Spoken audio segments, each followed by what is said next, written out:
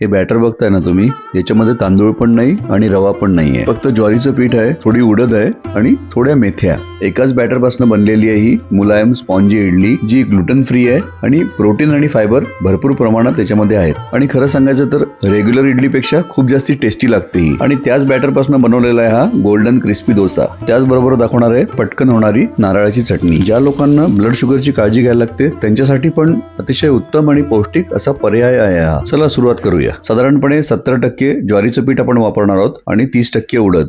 5 tablespoon अख्खी उडद किंवा उडद डाळ वापरायची आहे, जी आहे साधारणपणे 75 ते 80 ग्रॅम. अर्धा टीस्पून मेथीचे दाणे जे आहेत 2 ते 3 ग्रॅम. दोनदा याला धुवून घेऊया आणि 3 तासासाठी पाण्यामध्ये भिजत ठेवूया. 3 तासानंतर निथळून मिक्सरच्या जारमध्ये घालूया. आपल्याला पाण्याच्या क्वांटिटीचा व्यवस्थित अंदाज यावा म्हणून अर्धा लिटरची पाण्याची बॉटल आपण इथे वापरतोय. सुरुवातीला थोडं पाणी घालून मिक्सर मधनं फिरवून घेतलंय, परत थोडं पाणी घालून याला व्यवस्थित बारीक वाटून घेतलंय. अख्खी ज्वारी वापरून पण आपण ही इडली बनवू शकतो, पण जास्ती करून ज्वारीचं पीठ सगळीकडे उपलब्ध असतं म्हणून ज्वारीच्या पिठाचा आपण इथे वापर करतो. 2 कप आपण ज्वारीचं पीठ इथे घेतलेलं आहे, जे आहे साधारणपणे 230 ते 240 ग्रॅम. 240 ज्वारीचं पीठ आणि 80 ग्रॅम उडद, म्हणजे आपण 3:1 प्रपोर्शन घेतलेलं आहे.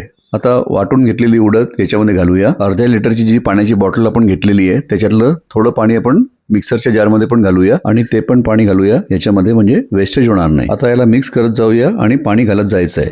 बॉटलमध्ये उरलेलं पाणी पण मी याच्यामध्ये घातलेलं आहे आणि आता याला मिक्स करतोय. बॅटर अजून पण थोडं घट्ट आहे म्हणून आणखीन 1/4 कप पाणी मी याच्यामध्ये घातलेलं आहे, ज्याचं वजन आहे 60 ml. म्हणजे टोटल आपण 560 ml पाणी याच्यामध्ये घातलेलं आहे. हे बघा, बॅटरची कन्सिस्टन्सी ही असली पाहिजे आणि याचं वजन आहे 990 ग्रॅम, म्हणजे साधारणपणे 1 किलो. याला झाकून 6 ते 7 तासासाठी आपण फर्मेंटेशनसाठी ठेवूया. उभेसाठी बाहेरनं आपण एखादं जाडसर कापड गुंडाळू शकतो. इन्स्टंट इडली आपल्याला बनवायची असेल तर याच्यामध्ये 1 पॅकेट इनो घालून ताबडतोब आपण याच्या इडल्या बनवू शकतो, पण मी फर्मेंटेशन करून या इडल्या बनवणार आहे पारंपरिक पद्धतीने. आता झटपट बनणारी नारळाची चटणी बघूया. सुक्या खोबऱ्याची अर्धी वाटी आपण इथे स्लाइस करून घेतलेली आहे, ज्याचं वजन आहे 40 ग्रॅम. या ठिकाणी आपण ताजं खोबरं पण वापरू शकतो. अर्धा कप रोस्टेड चना डाळ घेतलेली आहे आपण, ज्याचं वजन आहे साधारणपणे 60 ग्रॅम. 3 ते 4 हिरव्या मिरच्या ज्या आहेत 20 ग्रॅम. 15 लसणाच्या पाकळ्या ज्या आहेत साधारणपणे 10 ते 12 ग्रॅम आणि 1 इंच आलं जे आहे 8 ते 10 ग्रॅम. सगळ्यात आधी 1 कप पाणी घालून मी याला वाटून घेतलेलं आहे, पण चटणी घट्ट होती म्हणून आणखीन अर्धा कप पाणी घालून याला वाटून घेतलेलं आहे. बोलमध्ये मी चटणी काढून घेतलेली आहे. 1/4 कप पाणी मी मिक्सरच्या जारमध्ये पण आणखीन घातलं आणि ते पण पाणी घातलं चटणीमध्ये. चटणीचं वजन आहे साधारणपणे अर्धा किलो. पाण्याची क्वांटिटी आपण कमी जास्ती करू शकतो, पण साधारणपणे इडलीसाठी पातळ चटणी असेल तर जास्ती चांगलं. चटणीवरच्या तडक्यासाठी 1.5 टेबलस्पून तेल गरम करून घेतलेलं आहे. 1 टीस्पून मोहरी फुटल्यानंतर गॅस बंद करून 12 ते 15 कढीपत्त्याची पानं घातली. 3 ते 4 चिमूट हिंग. आता हा तडका घालूया चटणीवर. चटणी वाटताना 2 तुकडे तुम्ही चिंचेचे घालू शकता. 1 टीस्पून मीठ पण घालूया चटणीमध्ये, किंवा चिंचेच्या ऐवजी तुम्ही 2 टेबलस्पून दही पण वापरू शकता. मी कुठलीच आंबट गोष्ट याच्यामध्ये घातलेली नाहीये. अशी पण ही चटणी खूप छान लागते. बघा, ही चटणी आपण अशी थोडी पातळ ठेवलेली आहे, कारण इडली थोडी आतमधनं ड्राय असते, तर ही चटणी व्यवस्थित ऍब्सॉर्ब होते. हे बॅटर आपण ओव्हरनाईट ठेवलं होतं फर्मेंटेशनसाठी. 7 तासानंतर हे व्यवस्थित फर्मेंट झालेलं आहे, तुम्ही बघू शकता. 1 टीस्पून मीठ घालूया याच्यामध्ये आणि याला मिक्स करून घेऊया. इडलीचं टेक्स्चर जर तुम्हाला जास्ती दाणेदार आवडत असेल तर अख्ख्या ज्वारचे दाणे भिजवून आपल्याला त्याला थोडंसं असं जाडसर वाटून घ्यायचं आहे, पण या पद्धतीने पण अतिशय छान बनते इडली. आणि या बॅटरची खासियत आहे याच्यापासून डोसा पण छान बनतो. अर्ध बॅटर आपण काढून ठेवलेलं आहे नंतर डोसा बनवण्यासाठी. माझ्याकडे कमर्शियल इडली स्टीमर आहे म्हणून मी त्याच्यातच इडली बनवतोय. सगळ्यात आधी मोल्डमध्ये तेल लावून घेऊया. कॉटनचं कापड ओलं करून याच्यावरती अंथरून घेऊया. थोडं हाताने दाबून घेऊया म्हणजे बॅटर याच्यामध्ये व्यवस्थित बसेल. बस आता या मोल्डमध्ये बॅटर असं ओतून घेऊया. बॅटर घातल्यानंतर तुम्ही बघाल छोटे छोटे बबल्स तुम्हाला दिसतील, याचा अर्थ बॅटर व्यवस्थित फर्मेंट झालेलं आहे. अशा पद्धतीने बॅटर आपण मोल्डमध्ये भरून घेतलेलं आहे. स्टीमरमधलं पाणी व्यवस्थित उकळलेलं आहे. आता या इडल्या स्टीम करून घेऊया 20 मिनिटासाठी. खालची जी फ्लेम आहे ती आपण हायवर ठेवूया आणि हाय फ्लेमवर याला स्टीम करायचं आहे 20 मिनिटासाठी. 20 मिनिटं झालेले आहेत. इडली आता व्यवस्थित वाफवली गेलेली आहे. आता याला काढून घेऊया.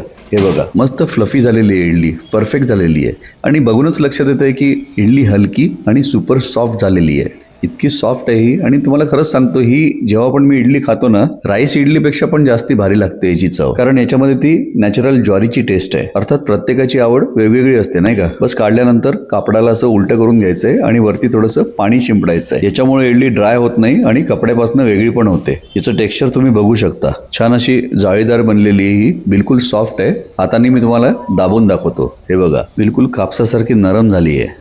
याचा रंग थोडा क्रीमी असतो. खरंच सांगतो, ज्यांना वेट लॉस करायचं आहे त्यांच्यासाठी पण उत्तम पर्याय आहे हा.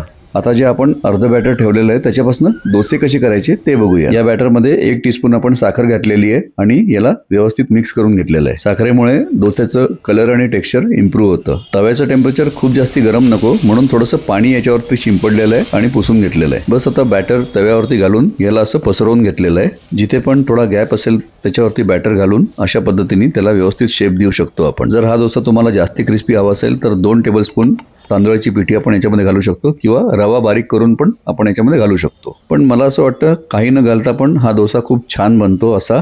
याच्यावरती मी थोडंसं तेल घातलेलं आहे आणि 2 मिनिटानंतर हा तव्यापासून सुटायला लागतो आणि खाली तुम्हाला थोडासा ब्राउनिश कलर दिसायला लागतो. बस याला आता फोल्ड करून घेऊया आणि तुम्ही बघू शकता आपला गरमागरम टेस्टी डोसा तयार झालेला आहे. कलर आणि याचं टेक्स्चर बघूनच तुम्ही इमॅजिन करू शकता की हा डोसा किती टेस्टी असणार आहे. सोबत चटणी आणि सांबार. बस गरमागरम बनवत राहा आणि खात राहा. ऑथेंटिक सांबारची रेसिपी मी शेअर केली होती, त्याची लिंक डिस्क्रिप्शन बॉक्समध्ये दिलेली आहे. हे बघा इडलीचं टेक्स्चर किती जाळीदार झालेलं आहे आतून आणि बनवायला किती इझी आहे बघितलं ना.